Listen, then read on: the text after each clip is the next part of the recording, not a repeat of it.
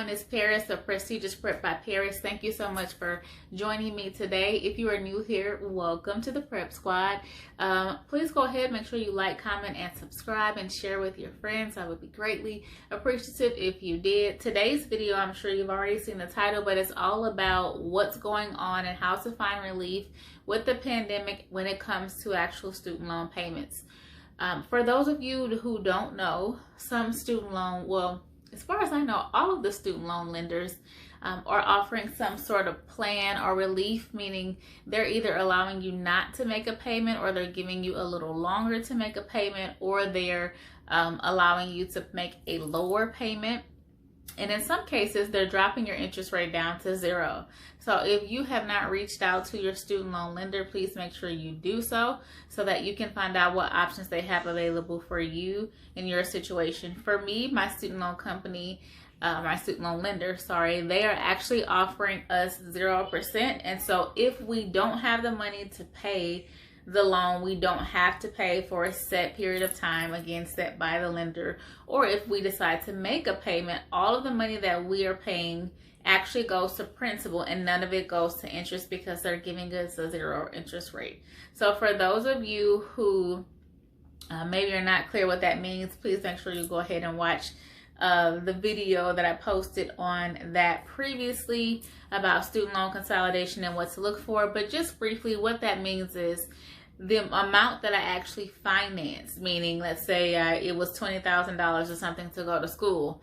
When I entered into that loan, that $20,000 also had an interest rate associated with it. And what that means is a portion of my payment every single month is going to go to interest.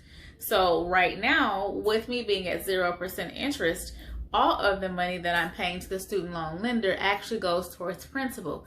The less you owe on your principal, the less interest you have to pay when it comes to your lender. It doesn't matter what your interest rate is. So the goal is always to drive your principal down.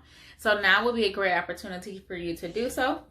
It also is a great opportunity for you to find some relief if you are in a situation, again, due to the pandemic or whatever might be going on in your life, where you just can't pay, the actual bill. It's best to call and have the conversation with the lender so that does not reflect negatively on your credit. So if you haven't done so, please make sure you do that. It's important. It doesn't take that long to call and explain the situation, or at least to get information about your options.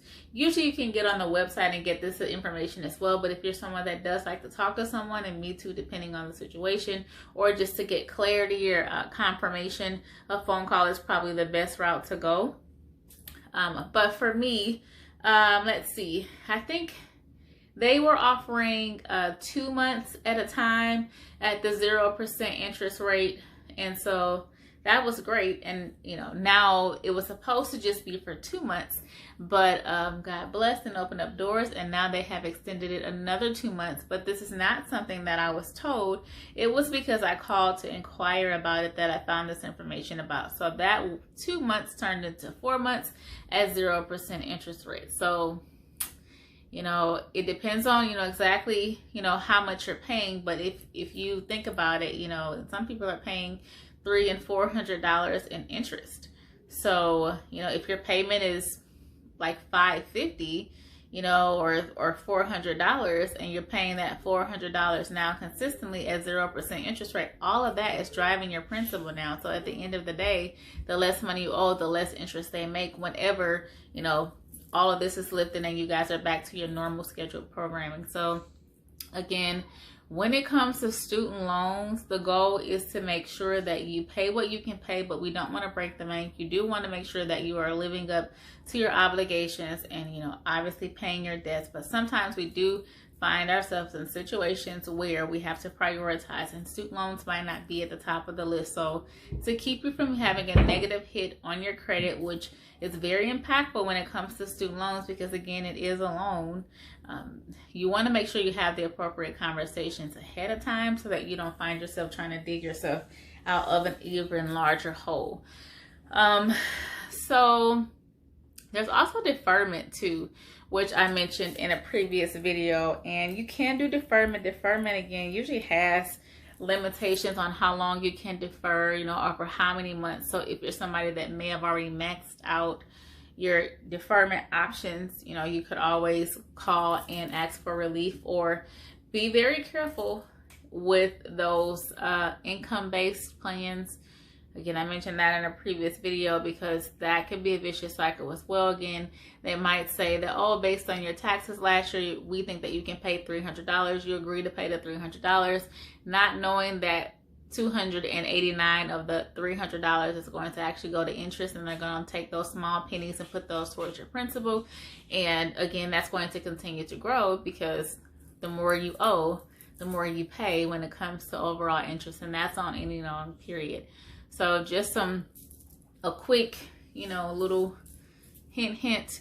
Any loan that you get, you want to make sure you get the lowest interest rate possible. If you're in a situation where you don't, or you're not able to get the lowest interest rate, let's say maybe it's your first time on a car loan and they give you a 16, it's definitely a good idea to find a credit union that will refinance your car for you within 6 months, so that maybe you can get half of that on your interest rate. So in the long run, you're not paying twice as much as what you would have been paying. So make sure you explore your options first, or wait the 6 months, get your credit together, get a credit card, a secure card, use that responsibly. Obviously, you know, pay the bill and build your credit. You can go, you know, either way with that, but just make sure you are being mindful of that. I also wanted to say, when it comes to the student loan relief and just loan relief in general, be careful with the mortgage relief. Unfortunately, I know they're offering it. My lender is offering relief. Honestly, it's not really relief. What's happening is, if they're allowing you to not pay your mortgage for, let's say, the next 2 months, or they've not allowed you to pay it for the last 2 months, they're adding that to the end of their loan. So they say, but really what happens is, at the conclusion of that 30 days, somebody's going to call you, or you're going to get a letter in the mail and say your 30 days out. And so they would like for you to call and make arrangements. And in some cases, they are going to be looking for you to pay your regular monthly payment, and in addition to that, start working on what you have outstanding. So I would hate for you to find out at the end that that's what their plan is, but I will tell you that I was told by a representative at my mortgage company that that is the plan, that they are going to be working on getting people in repayment program. So that's in addition to what you already paid for your mortgage. So if you are currently not paying, you do want to call right now, if they're open, what's kind of late, or tomorrow, and find out how you can start working on what's going to happen at the conclusion of that. What you don't want to happen is them to have your regular mortgage payment and then add in the additional that's outstanding, broken up, even if it's over 6 months, because that tax on more money than you already were paying monthly. So just be well informed when it comes to loans of any kind: student loans, car loans, home loans. Ask all the appropriate questions. No question is a stupid question. You are entering into a financial agreement for which you need to understand all of your options. I would not tell you anything different if you were going to have a procedure done for your health. You need to ask what you need to ask to understand the bottom line. Otherwise, you're not making a good choice. You're not making informed decisions, and I don't want that for you. You might find a blessing on the other end. I have. So I'm just deciding to share with you all. So for the past 4 months, all of my payments have went to principal, and I've been able to put a very substantial dent in my actual student loan balance for my grad school, you know. And so I'm hoping that you can find that blessing as well. If you are in a vicious cycle with your current lender for student loans and you're trying to figure out how to get out of it, please make sure you check my previous videos, because I mentioned some options and who I'm using and what you need to be looking for in a student loan vendor as well. And I hope that that's helpful for you, because it was definitely a blessing for me to get out of the vicious cycle, and I've even seen a rise in my credit. I am going to be sharing that once I reach my